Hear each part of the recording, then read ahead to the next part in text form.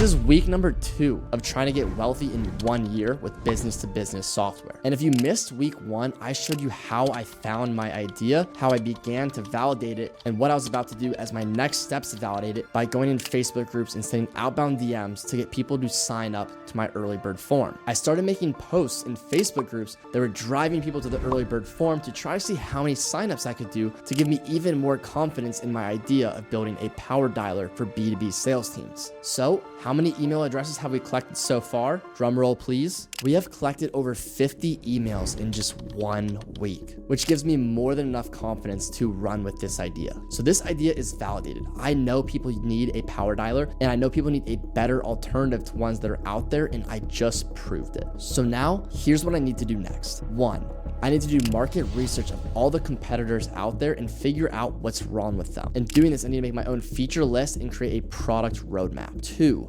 I need to find and hire a developer to start to build the first iteration of our product. 3, I need to begin preparing for launch and developing my go-to-market strategy. And then the unimportant thing that I probably won't show the process of is just coming up with a name and actually incorporating this company and opening up a new business bank account. Market research. And so I've talked about this in past videos. What I like to do is I like to look up my competitors' G2 reviews, and then I scroll to what they dislike. And I try to find recurring themes of people that are using these other products that all have similar complaints or feature requests, and solving that problem in my version of the software. So let's start going through the G2 reviews of some of these other softwares that are out there, and let's actually begin to build a feature list. All right, so we're gonna go through the G2 reviews of a couple of these power dialers. So here's AirCall, so we can see their pricing, some media, but what I am interested in is the reviews. And so as you can see, when we go to what do you dislike,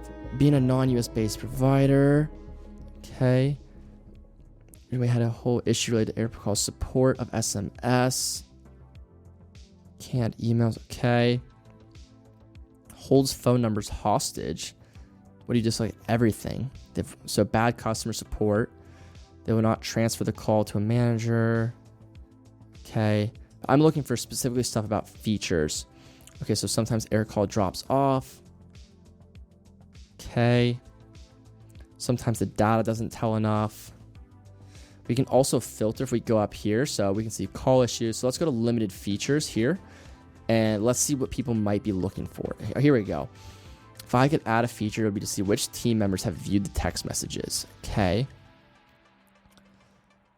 I wish we were able to change the order of the tags, filtered text by users, send and receive images, and the mobile version definitely needs some TLC. And auto dialer is not part of AirCall. Okay, I'm getting some good things. Let's look at some other ones and see if we can find some similarities. So let's go. Dialpad G2 reviews. Okay, cool.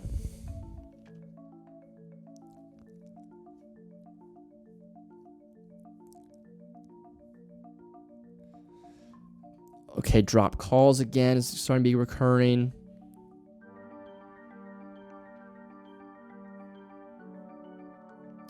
Disconnect calls.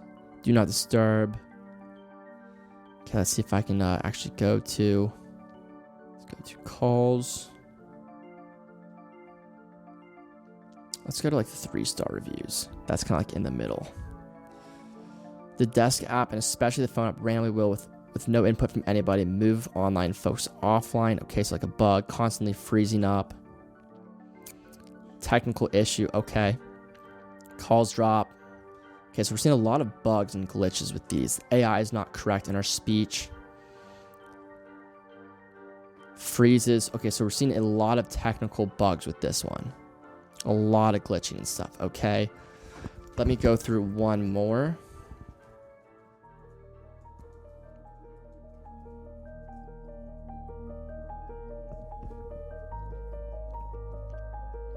Okay. There's a few areas for improvement. The mobile app experience is good, but lacks some functionalities. Customizing reports. Okay, we can also see what problems they solve and how it benefits you to get an idea. There's room for improvement. Managing multiple responses from multi-dialing feature can be challenging at times. The AI, while impressive, could offer more nuanced personalization. The HubSpot integration is generally smooth. Occasional data syncing issues do occur. Okay. Small feature missing. Okay.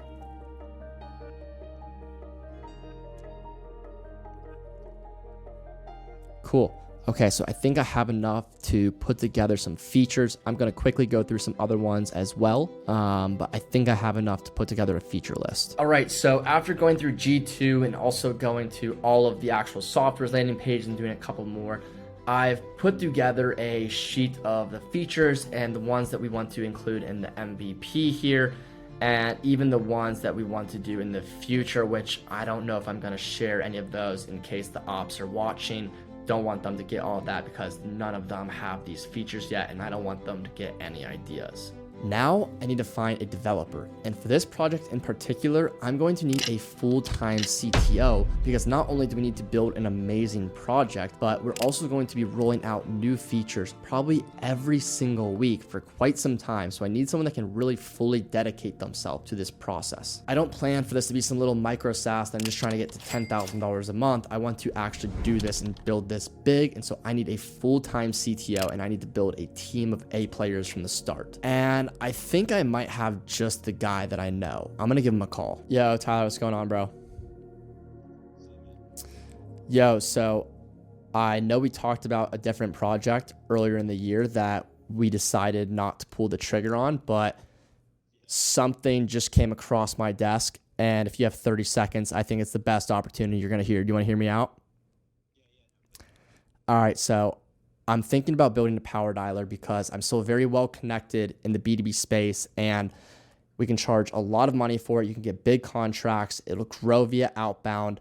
And I've been doing some research. I validated the idea. I already got some people on the wait list to go ahead and build this thing. And I really just need a full-time CTO at this point that can build it and handle all the tech side and the product roadmap, which I already built out. I just need someone that can build this thing and continue to be the technical partner. So what do you think about that? I think that sounds really interesting. Technical partner, yeah, we can do this. Okay, awesome. I'm going to send you an operating agreement and everything that I've already put together. I'm excited for this, bro. Let's rip it, dude. It's time. All right, let's do it. I'll see you.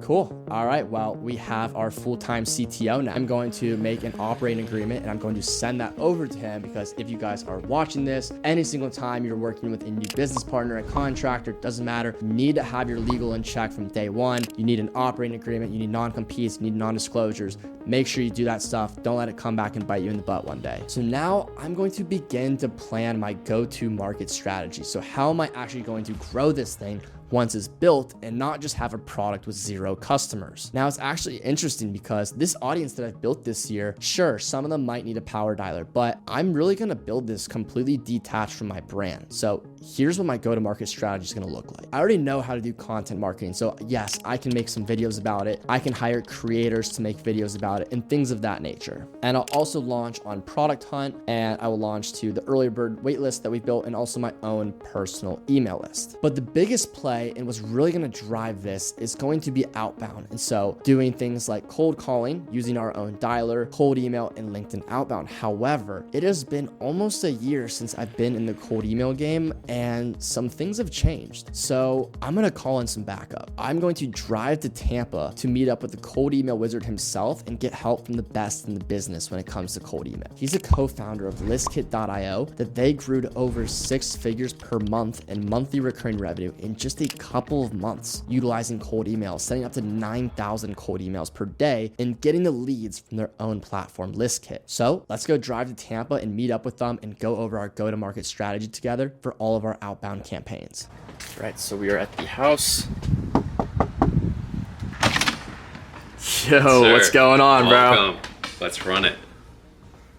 All right, I'm Daniel Fazio, co-founder of ListKit and Client Extension. We help people get more clients, more customers with outbound campaigns and cold email marketing. That's exactly what we're doing here with Alex. We're going to build a list and we're going to sell this software. Okay, so like you guys know, we're building a power dialer, so it's going to help cold calling teams make their cold calls faster, more efficiently, etc. And so I'm thinking the first 2 types of people that we want to target are agency owners, because there's a lot of agency owners that do cold calls as a way to get clients, and then also business-to-business software company owners. So I think those are the two verticals that we want to test out first. So we're going to dive into ListKit, we're going to build a list, and then we're going to come up with a cold email script to run with as well. Okay, let's start with agency owners. So what I'm going to do is I'm going to do companies. I'll go to industries, and let's do marketing services and marketing and advertising. All right, so we got the industry, but now we want to filter this down more. We're going to add another condition. I'm going to do keywords on their website. So agency, media, branding, influencer, and what do we got here? We got 1.8 million people so far. We want to filter this down by the job title of people. We probably want VP, marketing, CMO, marketing manager, VP, sales, sales manager, sales, we'll just put marketing as well. And let's throw some other stuff in here in keywords, maybe SEO. What other kind of agencies? Honestly, I think sales agencies as well would be really good ones. Obviously, they're a little bit more niche. All right, so we got 271,000 people in this search right now. And how many do you want? So you want to test with like 1,000? Yeah. All right, so what we're going to do at this point is first, I want to look at this stuff. This is very important to do to make sure you didn't miss anything. So this is a visualization of the data. Okay. And now we would have missed this. For instance, I'm going to make the assumption you're not trying to sell to India. Yeah, probably mainly United States to start. Yeah, so now we're able to see this and see where the distribution is of all the data. So we know now that we only want them in the United States. So I'm going to go over here to company location, country, and click United States. And now it's going to recalibrate to 122,000 people. So let's look at the data visualization again. And now we can see the distribution of the company sizes. So we got 61,000 people who are a company size of 1 to 10. Is that the size of companies that you sell to? It's possible. Obviously, it's advantageous for us. It's a per seat based pricing. Mm-hmm. So, the bigger the company size, obviously, the bigger contract we could possibly get. Obviously, it also might be harder to land bigger clients out of the gate. But I would say 11 to 50 is probably going to be ideal. I feel like a lot that are 1 to 10 are like, they're kind of small still. All right, cool. I'm going to make sure I exclude a bunch of continents. Go to here, remove Africa, remove Oceania. Then we got Antarctica here. I wonder how many people are in Antarctica. We got 99,000 people. I'm gonna remove Europe as well. And then we got a lot of SEO agencies here. Now, for instance, if you wanted to add more specific kinds of people or more specific kinds of agencies, then you just add the keywords right here. Yeah. So let's remove the 1 to 10. I'm gonna go to add another condition. I'm gonna go to total employees. I'm gonna do 10 to 10,000. I'm gonna click apply. Now we got 71,469 people. And what I'm gonna do is I'm gonna go all the way down to the bottom here. Now you need to tell it the max amount of leads you want per company. I'm gonna make the assumption is 1. I'm gonna click 1 and do next step. And let's say we want 1,000 people. I'm gonna click redeem credits. And now what's gonna happen is it's gonna go take 1,000 people from that list, and it is going to verify all of the emails for you. Wow. So what that means is that you don't have to take the CSV and then plug it into something like Million Verifier or Never Bounce to get rid of the invalids. It's just going to do that for you. Yeah. See, I used to always have to clean my list with Never Bounce. Yeah, it's a pain in the ass.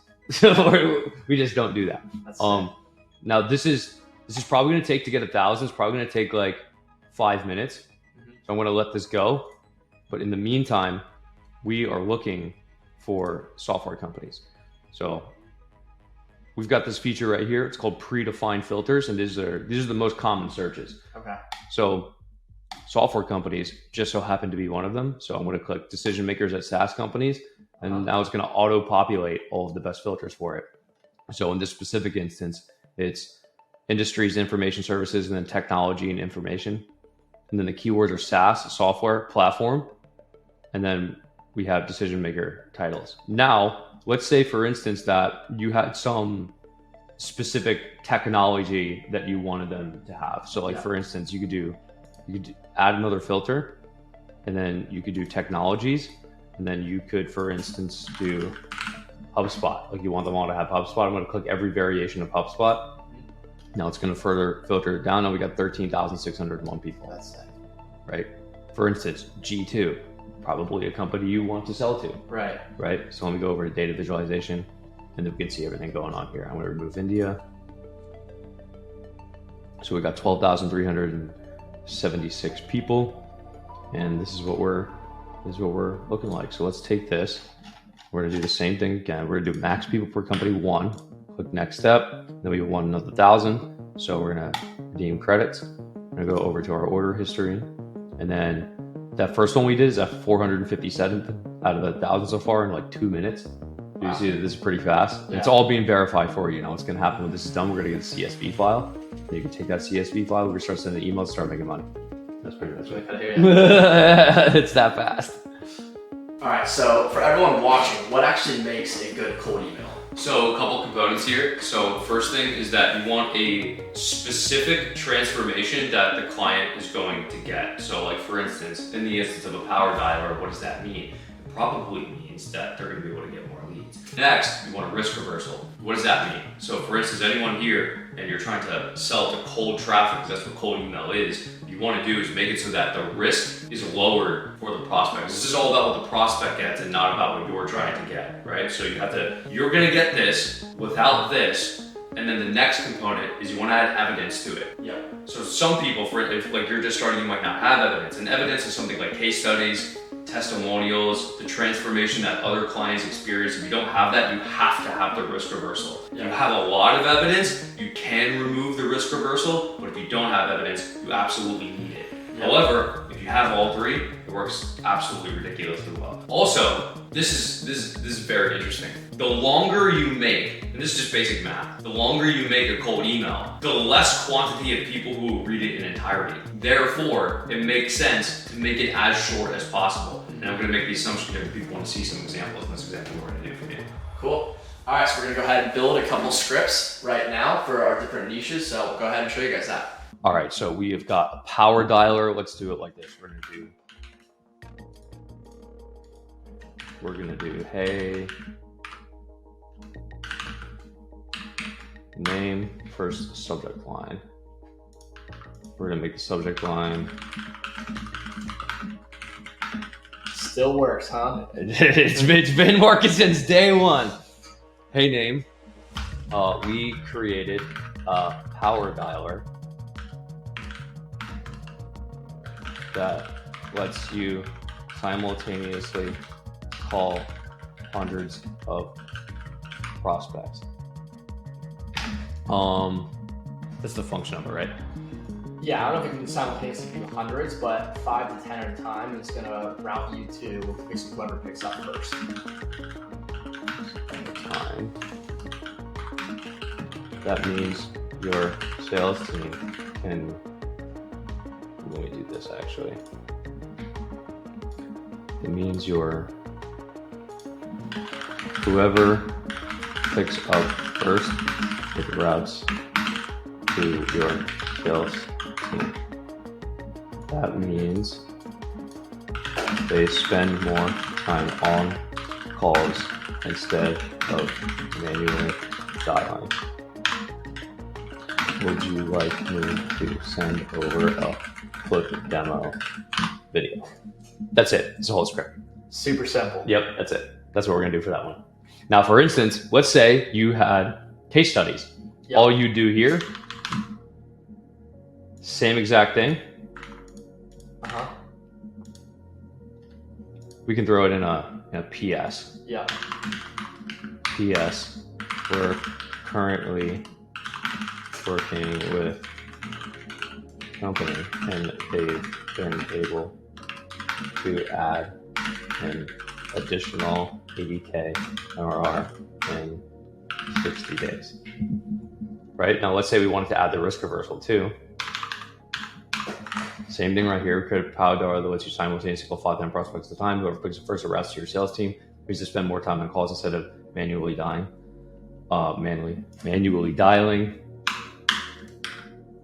And if you don't add more revenue, you don't pay. And then you can again throw that directly in there. That's the whole script. Yeah.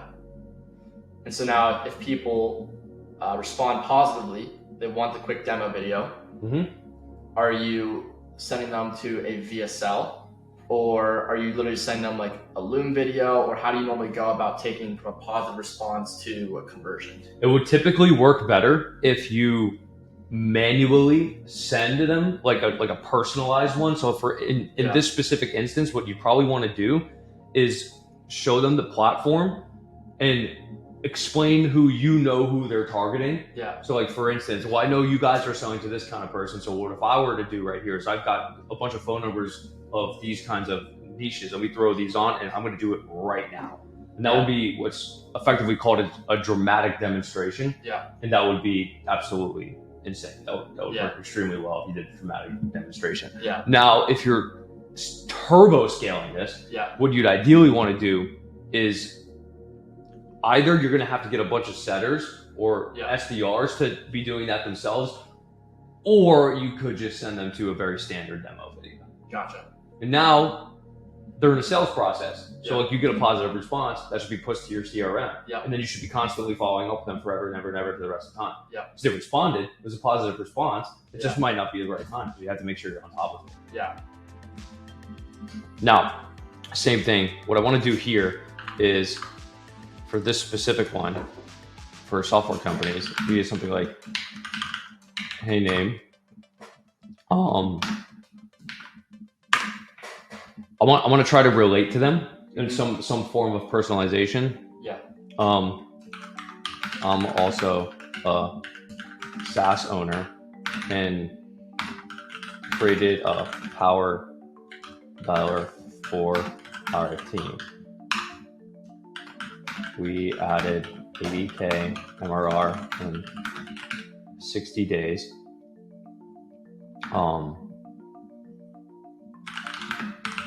We added 80K MRR in 60 days using it. It lets our sales team dial 5 to 10 people at a time, routing pickups directly to them. This dialer will get you 40 to 60% more leads and calls booked, or I'll refund your money. Want me to send you a quick demo video? That's what I would send. Just like that. And then optional, you have the risk reversal there. Case study once you have it added in. Yeah, you could add a case study right here. I used yourself as one. Which is it's still a form of an evidence you did it yourself. Right? Yeah, super simple. You want to keep it really short, and the shorter you make it, the better it performs typically. And so we're gonna buy, I don't know, 10, 20, 30 domains to start. You start off sending 5 to 10 emails per domain per day to start? What you want to do is you want to leave it on warm up for about a week and a half to 2 weeks. And then you're going to start it at about 5 to 10 a day for a week. Then you put it up to 15 the next week, 20 the next week, 25 the next week, and then 30 the next week. We like to leave them at 30. We've typically found that as you start going above 30, they start burning. They start going to spam, and that's not what you want. We like to keep the domains longer just to let it be more stable. So if we want to scale, we simply just buy more domains and take more boxes. So cap out at 30 emails a day per domain. Once you get there, you scale by just buying more domains. And then you get to having like 600 domains on BlizzKit. And so just to talk to them about list kits, let's give them an idea of like what this is going to be like at scale. You said you guys have 600 inboxes. Yes, we have 600 inboxes. We're sending about, I think it's something around 10,000 cold emails a day. Okay, so even when I heard that, I was like, because we used to send, I think, 50,000 cold emails a month, which I thought was a lot. You guys are sending 10,000 a day, which is 300,000 a month. So people are probably wondering, at that type of scale, and if you want to talk about how quickly you guys have scaled this kit in such a short period of time, I think that's interesting too. But you're sending 10,000 cold emails a day. Let's talk about the sales system of positive response, managing all these inboxes, who's responding, the CRM setup a little bit, to kind of like give them a bird's eye view of how this system works at scale. Yeah, so we will manage the campaigns and write the scripts ourselves and just look at the stats, but in terms of actually responding to them, because it's a very manual process. Yeah. So for instance, this is a delineation between if you're running ads, like a lot of it's automated, now cold email is significantly cheaper than ads. However, what you have to trade for the reduction in cost, you have to trade for labor. Yeah. So for instance, we're getting an absolutely ton of replies. So what that means is that we need to have 3 full-time inbox managers who are sitting in the master inbox all day, responding to people back and forth. So what that means is that the best way to get somebody on a call is not to send them a Calendly link or a scheduling software. You want to manually do it. And we have tested this throughout basically every niche on the planet. It's way, way better to just propose like 2 to 3 times and just ask them which of these works better for you. And they'll say this one, okay. And then you can go manually schedule them on a Calendly. Now if you have a sales team, it'll route to the salesperson. That's the most ideal situation. Now in terms of that, what you want to do is when someone is scheduled a call, it's not done, because getting someone to do anything is always a sale. Even trying to get somebody to do something for free is a sale. So like getting someone on the phone is a sale. So you still have to sell them the concept of getting on the phone in the first place. What does that mean? It means that you should send them sales assets. For instance, you have a call scheduled. Well, before you come to the call, here's a quick case study of how this specific client got these specific results, and here's the whole thing. Now you're starting to intrigue them, right? Because they became a lead and you still have to nurture the lead. So that's the most ideal situation, and that has worked very well for us, sending them sales assets after they actually book a call. Gotcha. And then the CRM, pretty basic setup. Yeah, we use HubSpot. Okay, you guys use HubSpot, amazing. And it works perfect, that's what I'm gonna use as well. Sweet. Well, dude, this was awesome. If people want to learn how to, get clients with cold email, what can they do? They can go to clientextension.com, or you can join the ListKit free school group. We got some cold email sauce for you guys in there. We're going to teach you how to send cold emails. We'll teach you how to use ListKit. We'll teach you how to get results and how to get a lot of clients. And guys, I've learned so much about cold email from this guy. If you want to flex a little bit, you don't have to if you don't want to. But how much money is ListKit making from cold email?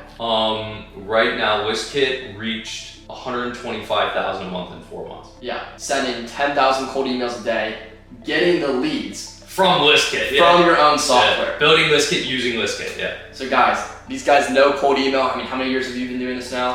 About 4.5, 5. So drove to Tampa to get with the cold email wizard himself. So if you guys want, I'll put the links in the description to go check out Client Ascension and ListKit and the rest of my tech stack as well. Okay, so we purchased a ton of domains and we're beginning to warming them up, and we have our cold email sequences scripted out. So all of that, and here's everything that we're going to be doing during launch week now. So we're going to begin our cold email campaigns. We're going to begin to build our cold calling team, and we're going to use our own dialer. I'm going to begin to post some content around the dialer. I'm going to create a lot of partnerships with people where we're going to swap email lists, host joint webinars together, and provide massive value to each other's companies and platforms. People that have other B2B softwares, we're going to create a lot of partnerships, what I think is going to be a lucrative part of growing this business. I'm going to launch on Product Hunt. I'm going to build a sales team on LinkedIn for outbound. And I'm going to build out email flows for people that might start a trial or, churn, or they don't actually, they start a trial, but they don't convert to paying users, to try to win them back. I'm going to have some email nurture flows built. And so the next video will be testing our MVP and getting ready for the big launch week. So if you want to see the product and you want to see how the launch goes, then make sure you come back for week 3 of trying to get wealthy in 1 year from building a B2B SaaS. Make sure you like this video, subscribe for the journey, and I'll catch you guys in the next one.